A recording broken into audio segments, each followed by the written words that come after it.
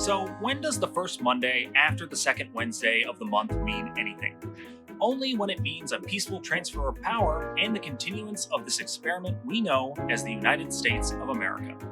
That's because in a presidential election year, the first Monday after the second Wednesday in December is when the Electoral College votes. In most years, this event barely gets a mention, having been overshadowed more than a month earlier by these sounds. I just called Governor Clinton over in Little Rock to congratulate him on his victory. Been offered to work with him on behalf of our country. But in 2020, we haven't heard that. Just this. This is a fraud on the American public. If you count the legal votes, I easily win. Well, we're going to have to see who the next administration is because we won. Because President Trump has yet to concede, things are different this time around. So here's how the Electoral College actually works. On November 3rd, former Vice President Joe Biden received 81 million votes to President Trump's 74 million. Winner, winner, chicken dinner, right? Well, no. The president isn't elected by popular vote totals. Hello, Hillary. But by the 50 states' electors who cast their votes for president in the Electoral College. There are 538 electors in total.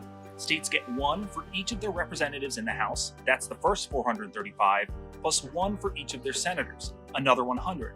And the last three come from the District of Columbia. All but two states have a winner-take-all system, so even a small lead in a swing state can make a huge difference in who wins. That's why on election night, and sometimes in the days that follow, we have a map showing who won each state, and a winner is projected once they cross that 270 electoral vote threshold for a majority. This usually happens before all the votes are fully counted, and states have a safe harbor deadline to certify the results and select electors who reflect the popular vote. That deadline passed on December 8th this year. About a week later, the electors meet in their respective state houses, and then they actually vote for the next president. Then, once a new Congress is sworn in January, they meet in a joint session to open and count the electoral votes, and then the election is well and truly over. Normally, this stuff all just sort of happens. There isn't the kind of effort we're seeing from some members of the GOP and the sitting president to invalidate large swaths of the popular vote or attempt to get Republican state legislatures to disregard the certified results and select electors who will vote for, well, him. If I lost, I'd be a very gracious loser.